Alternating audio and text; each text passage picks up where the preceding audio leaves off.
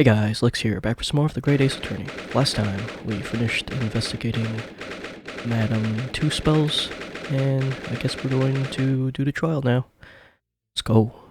23rd of October, 8:52 a.m. The Old Bailey, Defendants' Antechamber. I can't believe it's been 6 months since I was last allowed to work in court.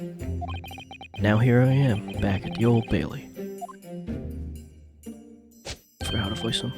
Ah, Mr. Naruhodo. Good morning, Professor Hairbrain. I don't understand. It doesn't make any sense. The atmospheric pressure in here is off the charts. I've never felt anything like it. It's crushing me. I feel it every time I'm here. That gravity. Well, this is Britain's highest court. But are you telling me it's fitted with some kind of device that can actually control air pressure? I think it's probably all in the mind. Ah, yes, well, you won't let me down, will you, Mr. Naruhodo? I'm counting you in today's trial to save my life. To save the secret of my super high voltage instantaneous kinesis machine from being made public. Yes, I understand. I know what I have to do. I have to establish that the explosion 2 days ago was nothing more than an unfortunate accident.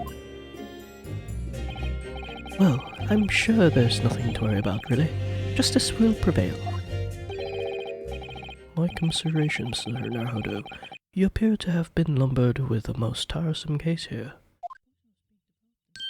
Oh, this is Mr. Sholmes, I didn't expect to see you here. That was very mean, you know, leaving me alone at home with Hurley. Took me at least an hour to wake him. Oh, are you? Sherlock Sholmes! Indeed, sir. I am he. Sherlock Sholmes. Oh, I've heard all about your exploits, even whilst living in Germany. Ah yes, Rand's magazine is on sale in Germany too. This month's installment was sublime. Your deduction in the adventure of Silver Blaze was wonderful. Ah, yes, a memorable case indeed. It concerned a snake, I seem to recall. No, that was the speckled band. Well, thank you for coming. I do appreciate your support. I'm sorry to disappoint you, my dear fellow, but I'm afraid I can't stay. Oh. I have urgent business at Madam Two Spells. You mean the waxwork job? No, the waxwork abduction, of course. Madam has engaged my services. Ah, so you're trying to get to the bottom of that ransom note, are you? The week's wages depend on it, as does the safe return of the waxwork, naturally. As such, I intend to give it my undivided attention. Oh, well, never mind then. I understand. Of course, with my skills of observation and reasoning, resolving the matter would be easy as proverbial pie. I shall return forthwith. Or until I solve the case, I shall have no money to afford a pie of any description. Oh, then you must absolutely give it your full attention, Hurley. Quite, Iris, quite. But life is riddled with irony, you know. Whenever I give something my full attention, I have a quite insatiable desire for a pie. One of the university's intractable mysteries, you might say. Oh yes, quite definitely, absolutely, I totally understand. Is someone a little starstruck? I wish you the very best of luck, Professor Hairbrain. Oh, why, thank you. Before I depart, Mr. Naruhodo, word in your ear if you please. Huh? What's this about? As you have remarkably little grounding in science, I feel I ought to inform you. As compelling as this super high voltage instantaneous kinesis hypothesis may be, practical implementation such as was attempted by the professor at the Great Exhibition is quite impossible. But the professor said the demonstration was a success.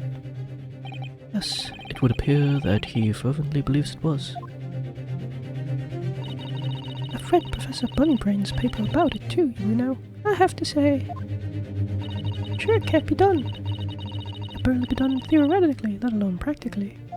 So he's completely barking up the wrong tree. But how could an experiment that had no possibility of succeeding in fact succeed? That's contradictory.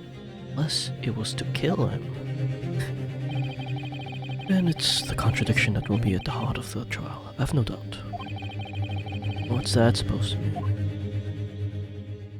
Now, I must hurry along. I wish you the best of luck, my dear fellow. See you later, Hallie. Iris's voice isn't bad for me to do anymore. Well, it looks like you're on your own, Bruno. But chin up, you can do it. Oh, what about you, Iris? No, I'm afraid I can't help. There's something I need to do. I see. Oh. It's going to be a big surprise for you when you find out what it is. Huh. That sounds ominous. What the? Counsel for the defense and the defendant. Court is about to be in session. Make your way to the courtroom at once. Run away!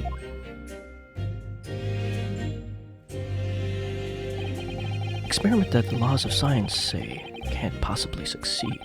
And a scientist who's convinced that it did. That's the riddle you have to unlock here, Ryunosuke. That's the key to this case.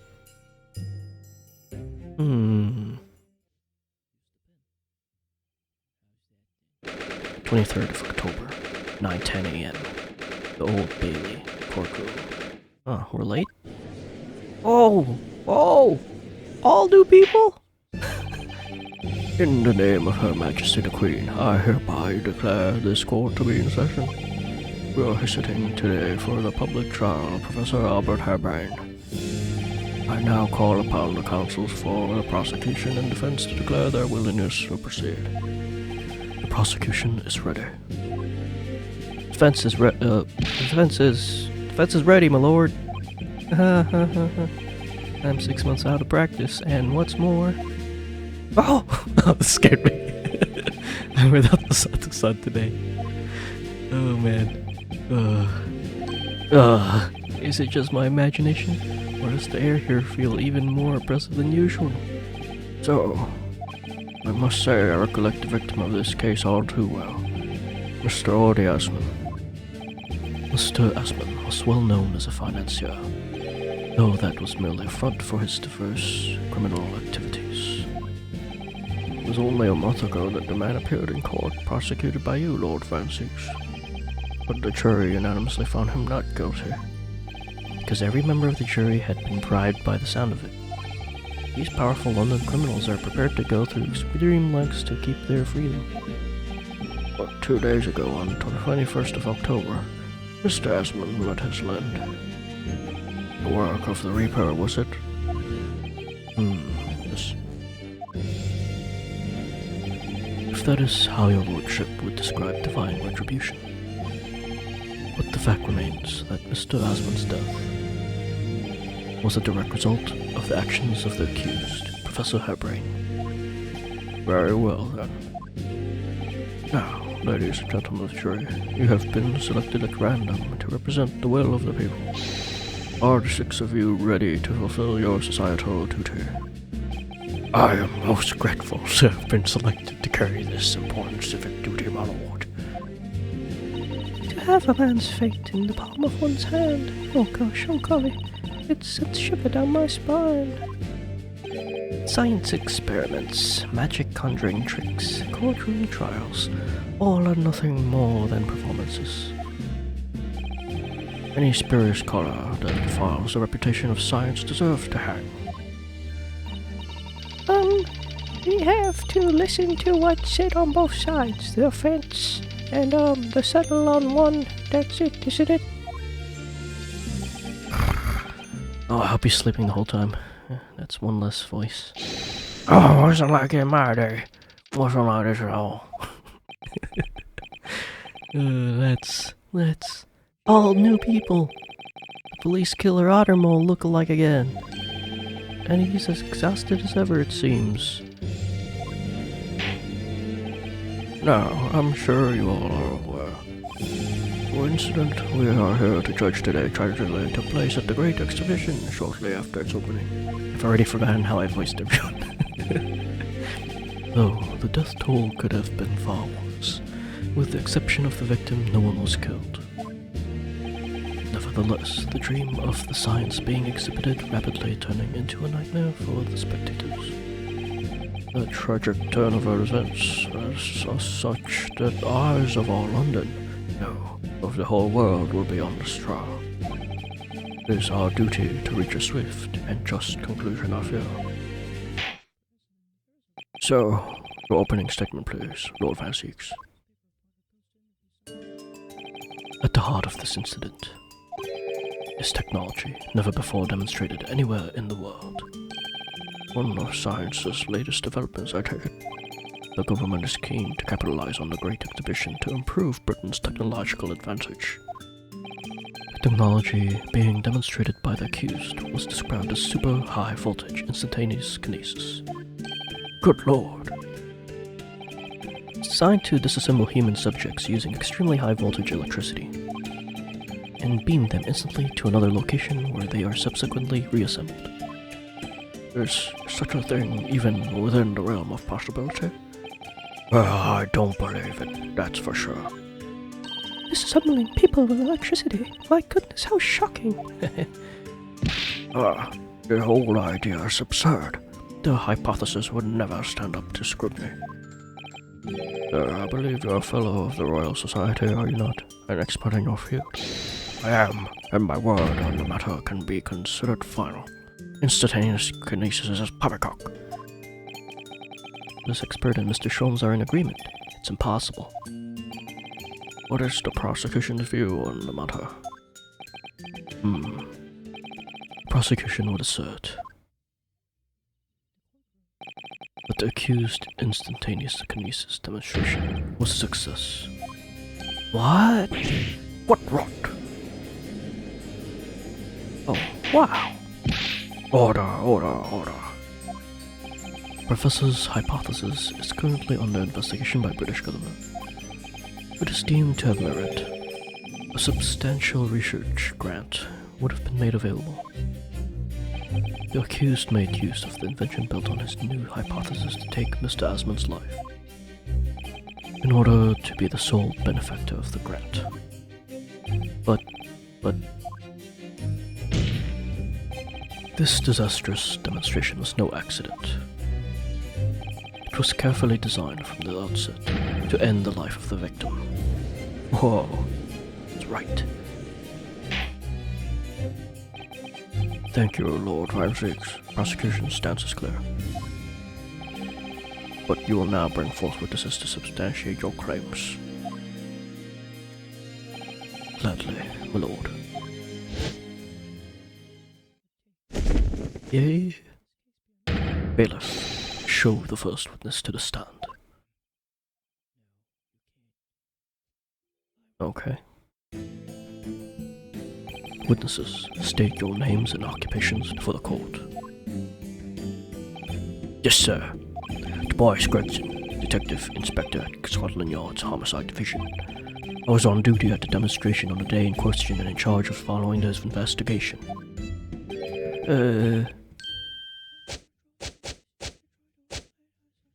Albert Harebrain, scientist. You were born in England, but have been carrying out the research in Germany in the recent years, correct? Yes, that's right. After graduating from university here in Britain, I went to work in Germany and made an amazing discovery, which is what brought me back. I had to demonstrate my incredible hypothesis at the Great Exhibition. What you demonstrated was incredible, right? An incredible explosion. But the science was a success. The instantaneous kinesis worked. Everyone saw it. They must have done. Yes, that was the terrible accident, but a demonstration of my hypothesis was a success. Well, that much is undeniable, as shown in this photograph taken by a forensic investigation team. What? This was taken inside the Crystal Tower, I take it. centerpiece of the exhibition, no less. That's right, my lord. Seems the victim rammed straight into it. I see. Very well. Submit the photograph as evidence. Now look at it. Can I look at it?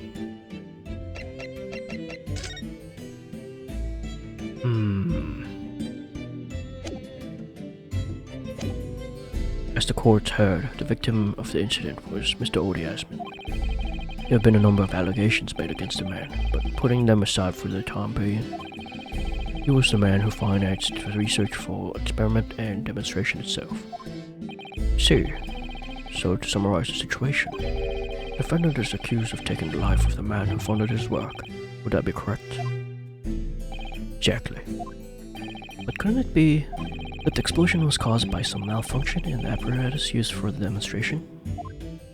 That's right. That must be it. My splendid machine. My poor splendid machine. Saw it yesterday, didn't you? Can't even examine the wreckage thanks to the special dispensation for Scientific Equipment Act. What? The wreckage? The wreckage? But that being the case, how could the facts be established? How can it possibly be determined whether this was an accident or a deliberate and malicious act? Extremely simply, my lord. I beg your pardon? Isn't that right, witness? What? Sorry, me? No, your neighbor. Yes, sir. It was murder, plain and simple. Anyone could state that with complete certainty. What? How can he possibly think that? Thank you, Inspector. I think we had better proceed to the formal testimony. You will explain to the court on what grounds you claim this experiment to have been an affront for murder. Witness testimony. Affront for murder. The corpse that went crashing through the crystal tower had a broken neck. I made a minor miscalculation in the angle of the beam projection, that's all. It was my mistake. But the post-mortem examination revealed another injury, a fatal wound.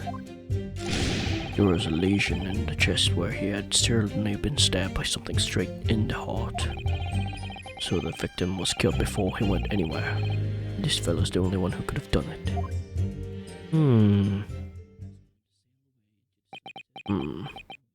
An extraordinary business.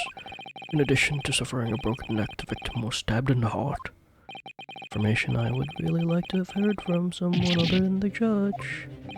The coroner says death would have been all but instant from the wound like that.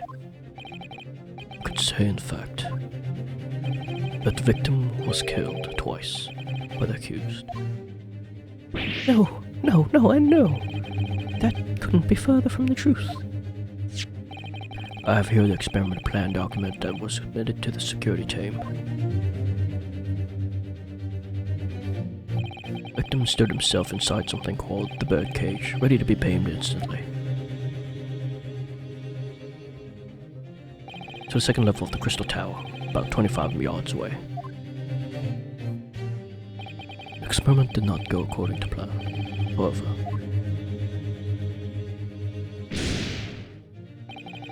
As the machine was put into operation, there was a large explosion.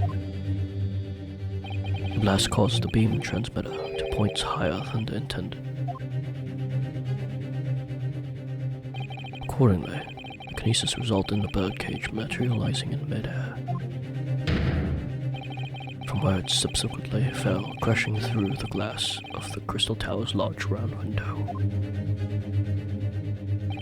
My word, one assumes the victim's neck was broken upon impact with the tower then. I'm so sorry. I didn't mean for this to happen. The machine was just too powerful. But honestly, really, I swear, it was just an accident, a terrible accident. Fortunately, that excuse can't save you. No, not considering the sharp murder weapon that pierced the victim's heart. Murder weapon? What are you saying? This is the autopsy report submitted by the coroner. The prosecution would like it entered into the court record. Your request is granted, counsel. Oh, I want to read it. I was there in person, you know. I saw the whole ludicrous performance. The only other person on stage was Mr. Asman, was that disgraceful excuse for a scientist. Then really, by all accounts, it must have been him. Hard to think otherwise, really. Very well, counsel for the defense. Proceed with the cross-examination, please. Oh, yes, my lord. I forgot to check. Autopsy report. Coroner Courtney Scythe. Details of victim. Name, Odie Asman, male, age 47, nationality, British, time of death, 21st of October, around 2:20 p.m. Cause of death, hemorrhage of a wound to the chest that pierced the heart, inflicted by a sharp implement. Additional observations, a broken vertebrae, most likely resulting from impact after a sudden fall from considerable height. That doesn't make sense. If it was angled up, it would go for... The distance would have made... It would have hit the tower, right? I don't know. Oh well. Oh yes, my lord. I need to focus here. It's been a while.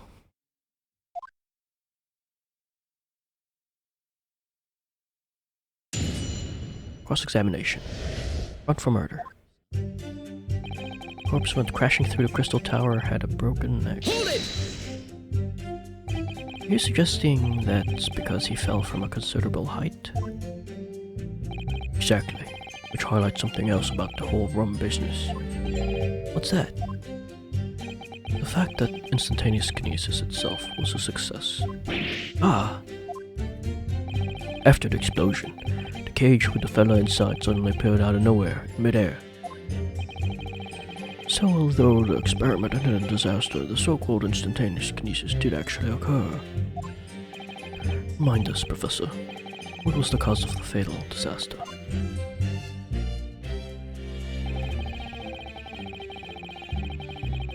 Hold it! So the angle of the projection is critical, is it? And you calculated it yourself, personally? Absolutely. The calculation is far too complicated for anyone but me to carry out. Only you got it wrong, didn't you? Yes, that's right. That's the point. The calculation is so complicated even I can make a mistake. People fall for that brazen confidence. You should try it. I took it into account the subject's height and weight, the wind direction, the ambient temperature, and considered every possible variable. So I just don't understand how this could have happened. Obviously, then, you had to include the weight of the clothes Mr. Asman was wearing at the time as proposed. Ah! What? Crackling comets. The answer should have been 3.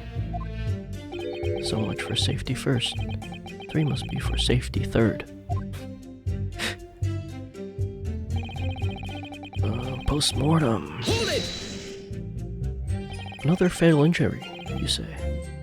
That doesn't make any sense. I didn't think I have to spell this out, but here we go. Just because there were 2 fatal wounds doesn't mean I'm saying the victim had 2 lives to lose, does it? 2, right? Obviously, at first we thought the bloke had died due to spine snapped in half as well. But you're saying that's not the case? You'll get your answer once I'll finish with my fish and chips. If you don't keep putting it in every few seconds. We all know that's a bottomless bag. The victim plummeted 30 feet into a glass tower. It would be reasonable to assume that as the cause of death. Right.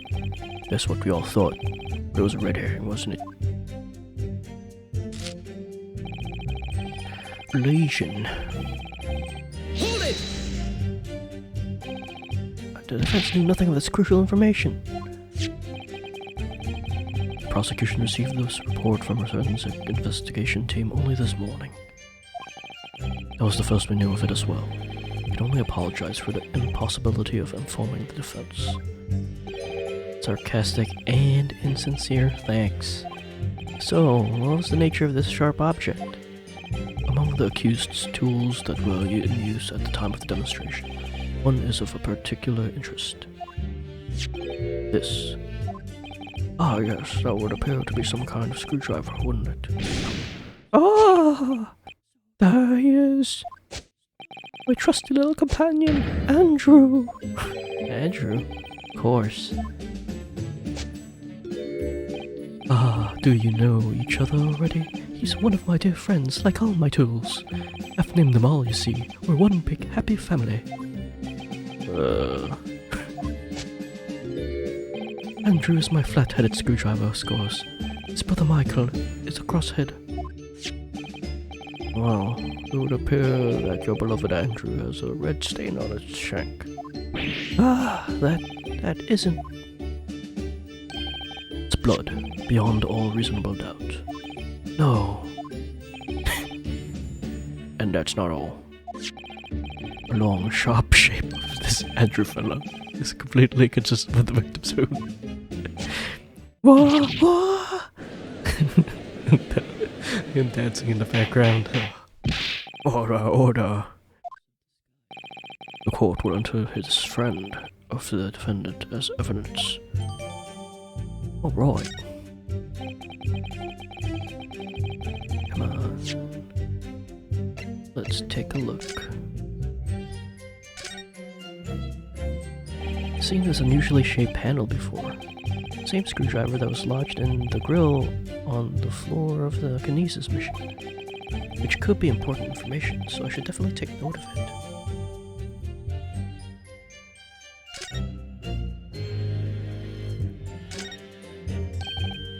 This is blood, Mr. Asmund's no doubt.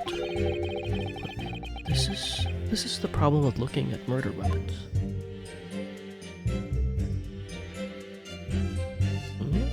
Nothing? Okay. So one of Professor Hairbrain's tools is the murder weapon. Great. And just press this last one. What grounds do you have for saying that? Ha! Do you really need to ask? There were only two people on that public experimentation stage in front of the whole crowd. Victim, Mr. Odiasman, and accused, Professor Hairbrain. And we know for certain that before the experiment, the victim was alive. That's right. I saw him with my own eyes. Furthermore, following the explosion in the case, nobody went anywhere near the body. In other words, only someone else on stage with the victim could possibly have done it. Excuse me! Excuse me. Professor Hairbrain, do you have some information that may be relevant here? Professor! Sorry. I was just calculating the optimum coefficient of electrolysis to separate molecules in the human body. And the witness stand is the best place for that. It seemed as though you might have something to say about Inspector Gregson's last remark. Yes, that's right, of course. He just said that nobody else could have done it, did he? Yeah, that's right. Who else could have stabbed the victim, eh? I don't know, but there's no way I could possibly have stabbed Mr. Asmund as you say. Eh?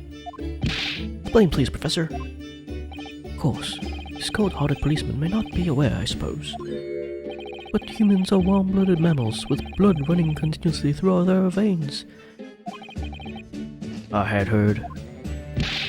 Then you see, if I plunged something that size of Andrew into the man's chest, the whole stage would have been a bloodbath. No, a blood swimming pool. Ah! But thousands of Londoners were watching me at the time, and yet not one of them claims to have seen a swimming pool of blood. Well, no. Suppose not. You see, not one. True. I don't see anything like that. Well done, Professor. That was a great counter argument. Order.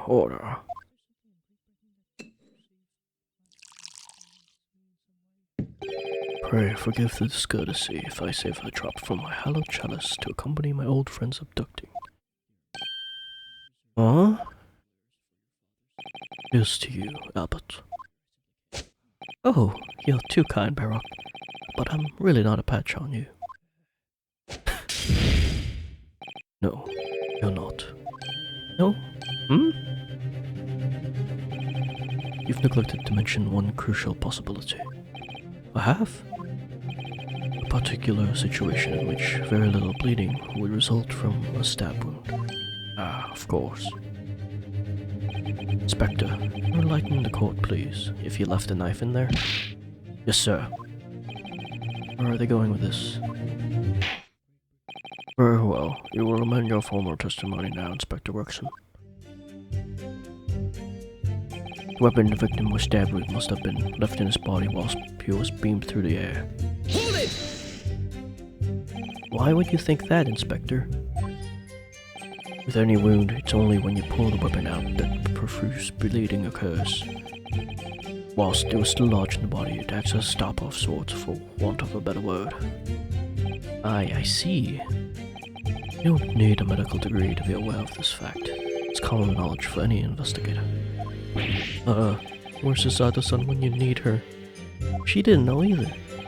If you ask me, this bloke masked what he was doing from view with his body before stabbing Asmund in the chest. And he beamed the victim off the stage with his fancy device, the screwdriver still where he planted it.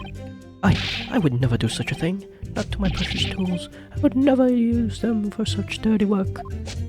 You only use tools for their intended purpose. That's common knowledge for any scientist. The fact remains, the lack of blood at the scene can be easily explained, as the prosecution has demonstrated.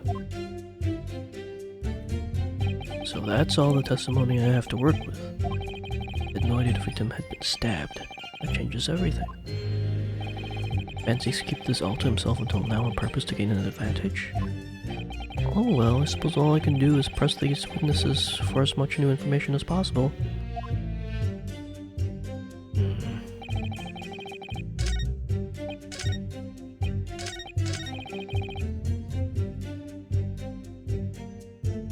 Okay.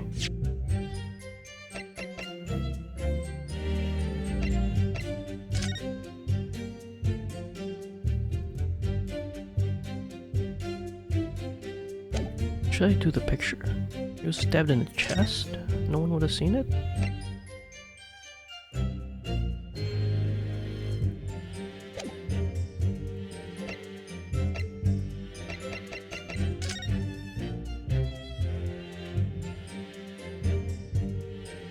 What? Did it read this? Reaper attacked. It's the kingpins of the criminal underworld generally managing to escape conviction in the Reaper's trials.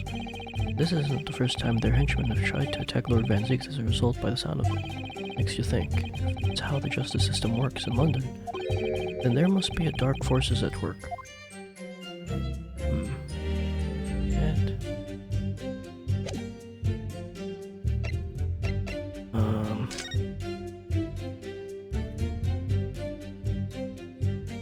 What the? Okay, if I do this. Over here. What's this? Looks like a crossbow gun. And then... Can't check anything else.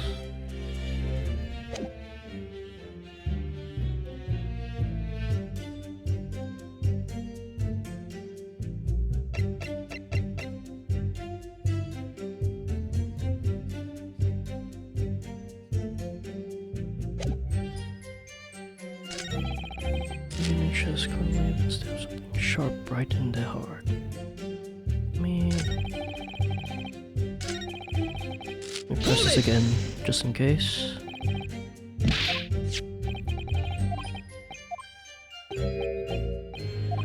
See, interjected last time.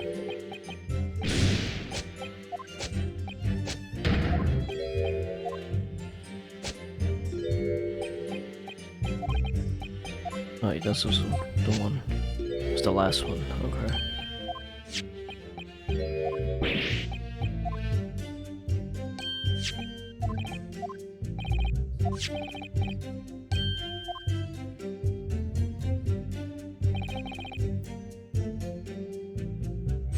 I'll present the screwdriver, then the bow. Objection! Okay, good. You say that while the weapon remains in the body, there's a very little bleeding. Is that unequivocal? Look, there was no blood on the experimentation stage, even though that's where the fellow was stabbed. The only explanation for this is if the screwdriver was still in his body, stopping any heavy bleeding. It's common medical knowledge, my learned friend, even on your side of the world. Not versus Otto. Yes, but about the screwdriver. The thing is, we actually saw it in the scene ourselves, on the experimentation stage. What? It was on the floor by the wreckage of the machine, poking through a metal grill. I went to pick it up, but the detective here stopped me. Isn't that right, Inspector Gregson?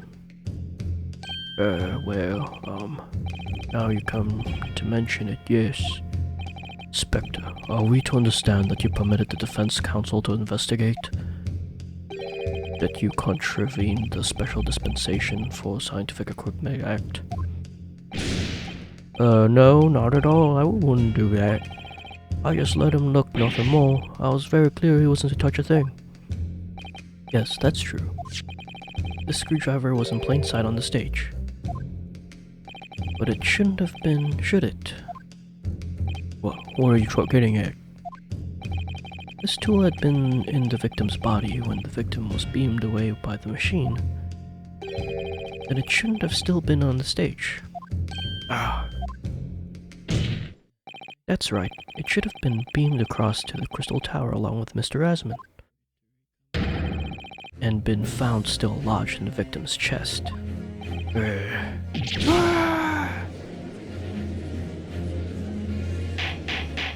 Order. How do you explain this, Inspector? I don't. Looks as though everything that the victim had on his person moved with him when he was beamed. The screwdriver was still in his chest when the instantaneous kinesis occurred. Obviously, that should have been beamed to the destination as well. Ew.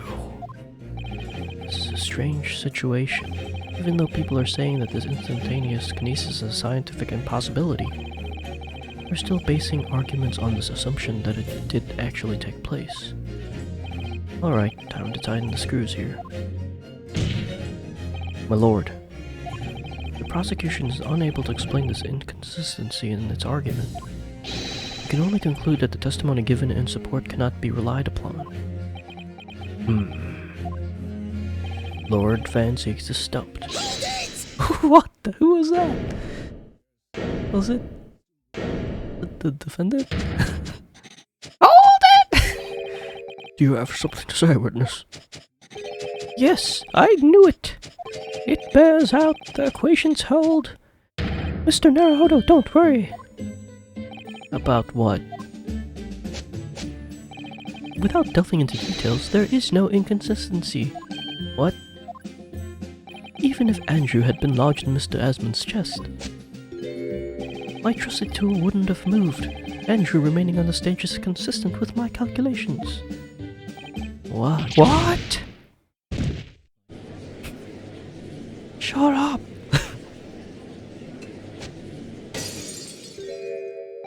It would seem your illusions have been shattered. Clearly, you should hear the accused's explanation. Or should I say, this brilliant scientist's explanation? This one I found an inconsistency in the prosecution's argument. Scientists. Very well, the defendant will testify again. Provide us with the scientific explanation as to why the inconsistency asserted by the defense fails to hold. In the name of Apollo, I will, my lord. Apollo Justice. Witness testimony. The inconsistency explained. To be clear, I'm still at the stage of gathering my data and my research. My hypothesis states that kinesis cannot transport metal, though, hence the metal weapon would have stayed put. In other words, the point just raised by Mr. Naruto isn't an inconsistency at all. Does he have any metal on him? He has metal! Oh, that's wood. Oh. Oh, he has metal on his eyeglasses. Unless gold isn't metal. In other words, the point raised by Mr. Naruto isn't an inconsistency at all.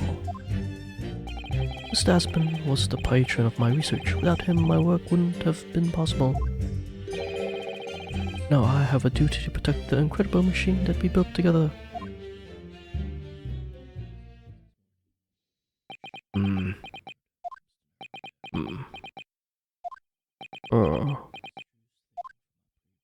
So, the thrust of your testimony, Professor, is But based upon his hypothesis, metal objects cannot be moved by this method of instantaneous kinesis.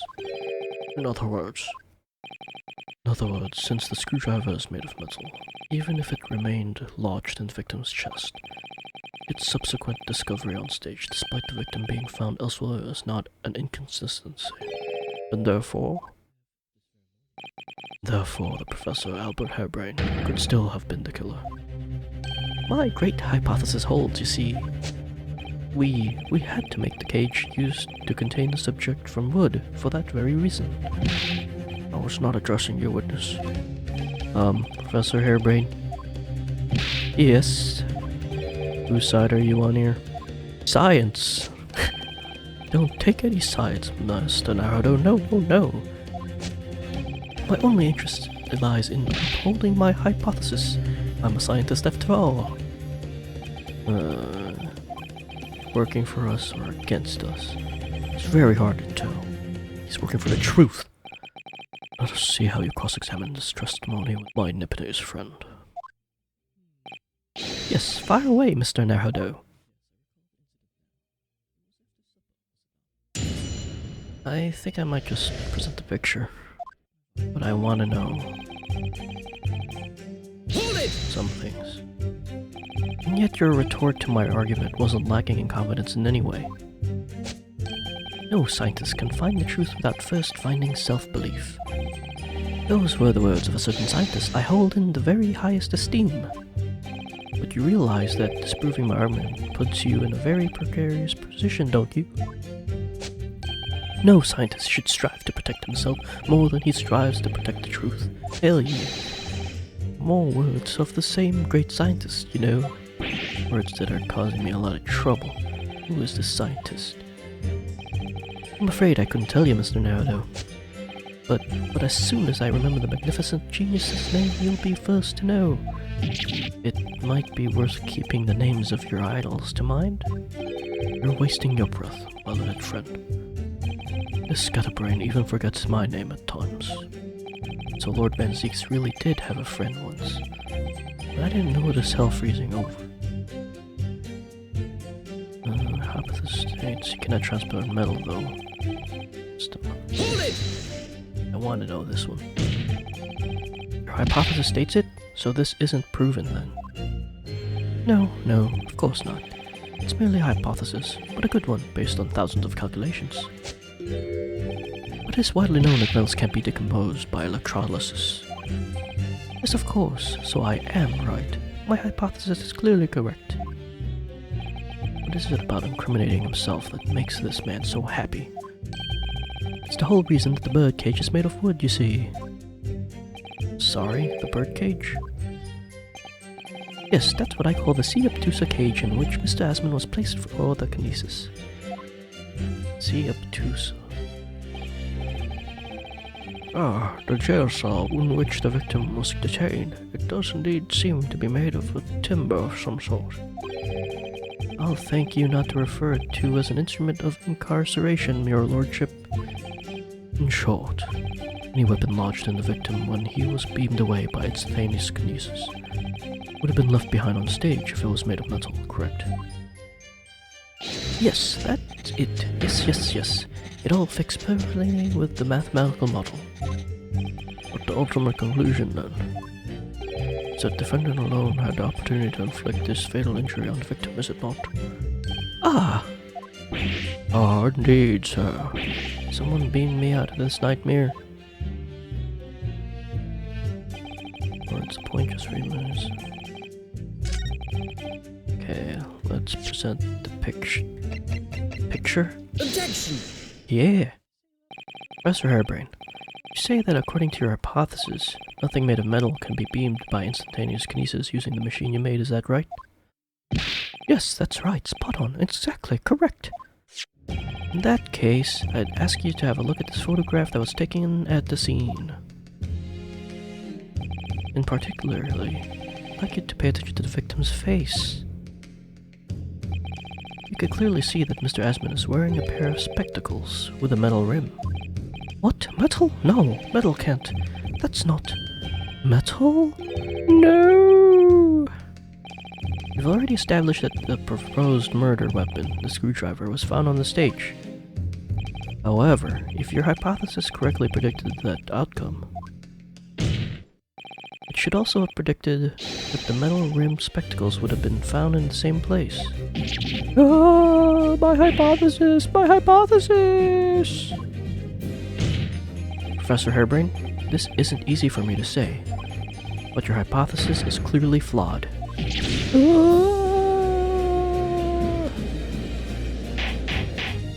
Order. Counsel, what is the implication of this? On the day in question that the alleged instantaneous kinesis never actually took place, then it's entirely possible that the victim was killed somewhere other than on stage. And in that case, someone other than the defendant could have been the culprit. But my hypothesis is sound. It proved it that day. The experiment was a success. The experiment was the proof of all my work. Objection. If I could say something here, in my capacity as a Fellow of the Royal Society. Yes, juror number 4, go ahead. As a man of science, there's one thing I simply cannot abide. And that's a fraud who pretends to be a fellow man of science. What? Wait! Great Scott! Are you suggesting my science is suspect? It's just been disproved, hasn't it? In front of all of us.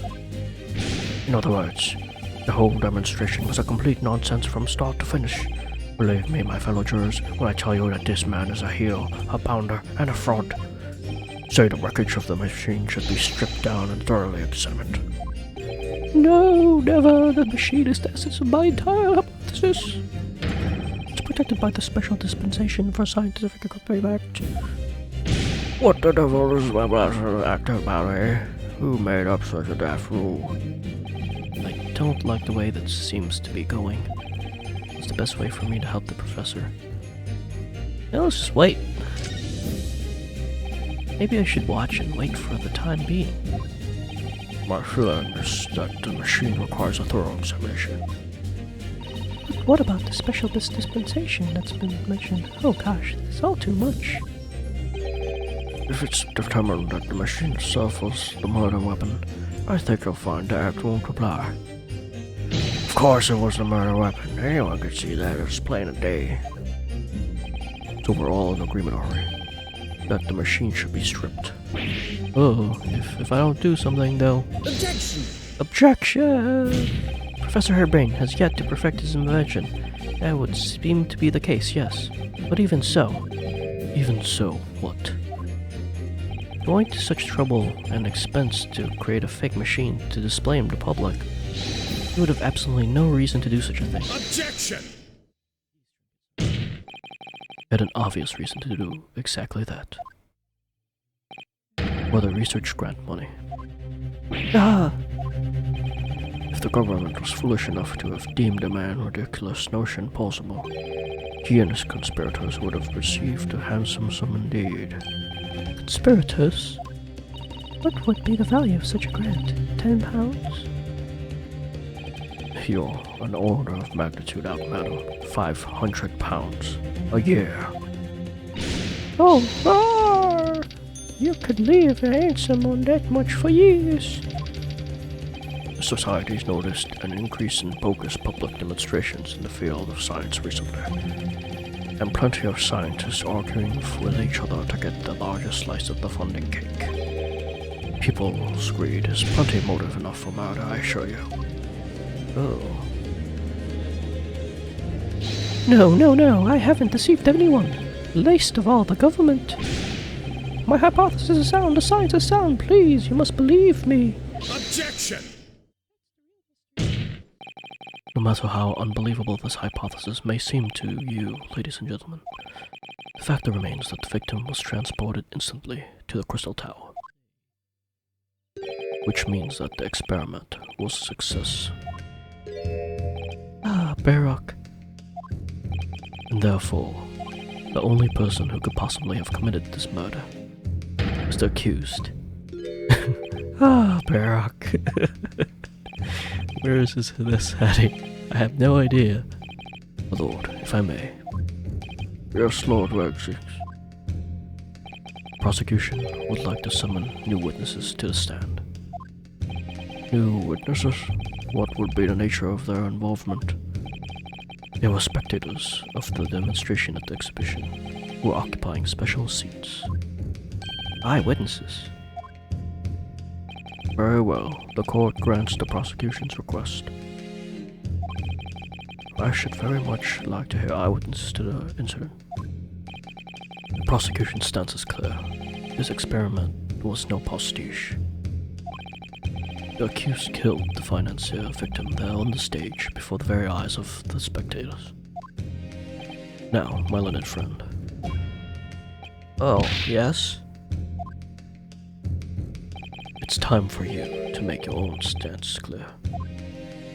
There's clearly a flaw in the professor's hypothesis. I can definitely see that. But where does that leave me? We shall take a short recess now, during which time the prosecution will prepare its new witness to take the stand. As you wish, my lord. Good. In that case, court is adjourned for 20 minutes. Alright guys, I'm gonna end the episode here, and then next time we'll... Oh! To be continued? That was quick, that was less than an hour. Anyway, I'll end the episode here, and then next time, we'll continue the trial. Thanks for watching, don't forget to rate, comment, and subscribe. See ya! Bye!